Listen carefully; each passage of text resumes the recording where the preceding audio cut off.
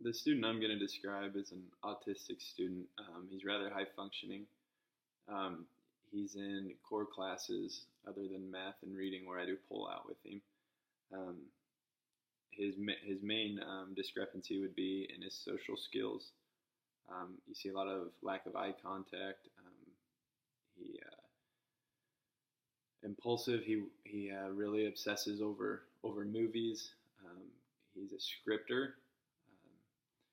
So what we've done is we've developed a few different visual schedules that he uses throughout the day. One being a daily class schedule that he fills out when he first gets to school. Looks something like this. We use the PEX icons. So one thing I changed when I took over with this student, he's had this through elementary. He's now in 8th or in 7th grade.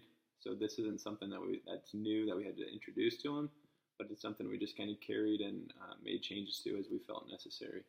So one thing I changed with this schedule when I received it was I used the actual pictures of the actual teachers, make it more personable for him. So I think that helped a little bit with his understanding where he's going. Obviously with some, such as home, computer class, we use generic photos, or PE. So that's his daily schedule. He fills that out every morning. He comes to school. It's portable, hard plastic. It's all laminated for him, so he can carry it with him.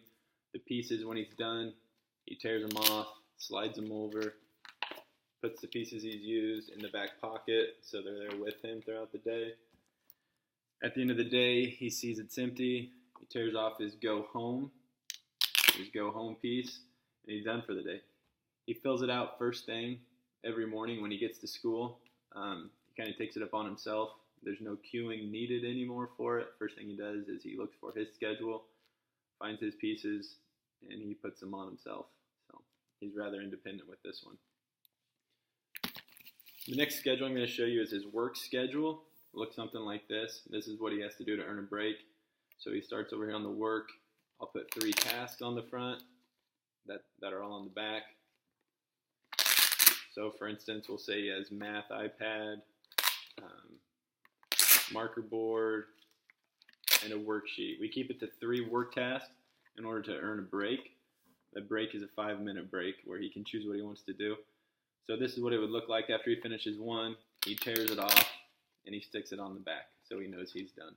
When he gets all of them torn off, he earns his 5-minute break. This is one that I preload for him. That way he knows what he has to do to earn a break, so it's not up in the air, when am I going to get a break, and he doesn't feel anxious about it. This has helped with behavior, and this has helped with him really requesting breaks all the time, or behaviors because he's not getting one as often as he feels he should. It's pretty basic. Pretty basic. Once they're all torn off, that's when he knows he's done, and that's when he knows he can earn his break. And he knows how much time he gets for his breaks as well. So there's nothing up in the air with that. Next one is his behavior. His behavior visual schedule kind of has 2 pieces to it. On one side, we'll look at this side first. So if he keeps at least one piece at the end of the day, he gets to pick a movie and have popcorn when he gets home. Parents are really good at following through with that. So he loses a piece for verbal disruptions, non-compliance. Basically, those are the only 2 reasons he loses them anymore. Scripting in class when it's not appropriate time. So those just get torn off. It's very dramatic when they do get torn off. He does not enjoy it. They go on the back. So then, if he loses all 4 pieces, which rarely happens, then when he gets home, he doesn't get his popcorn. He actually doesn't get his popcorn, TV, iPad. He doesn't get anything. It's books, which isn't a good punishment, but it's books all night. So there's that. And then on the other side, this is rewarding appropriate behavior.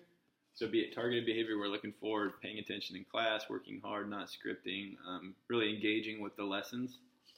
So what he earns here is, this is an iPad. He's better at putting it together than I am. I hand him the piece and he knows exactly where it goes.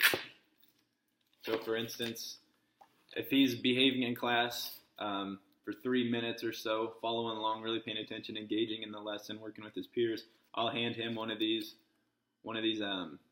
these iPad puzzle pieces, and he'll stick it on here where it goes. Once he gets the whole iPad filled in, so it looks like an iPad. Once he gets all that filled in, then he gets a 5-minute iPad break, no matter where he is, no matter what's going on. So that's a good reinforcer for him. He really enjoys that. Another thing I like to add on my puzzle boards, just in case we have a sub or somebody just has a question with whoever's working with them, their associate. On the inside of this, I add what he has to do. I add a description of what the student has to do to earn the pieces, or on the other side, what behaviors have to take place for him to lose a piece. That way there's really no question about what needs to be done, and there's always consistency, no matter if we have a sub or if he ends up with a different associate for a day. So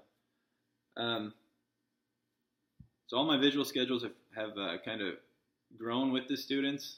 None of them are new to them. They've all used them as they've come up into the middle school. So they're all very familiar with them. It doesn't take much prompting or cueing. So I think they're good because they let the student know what's expected of them. Nothing's new. Consistency is key when working with my autistic students. They like to know what's going on. They don't want to be surprised. So these really help limit behaviors. I find them really effective. Thank you.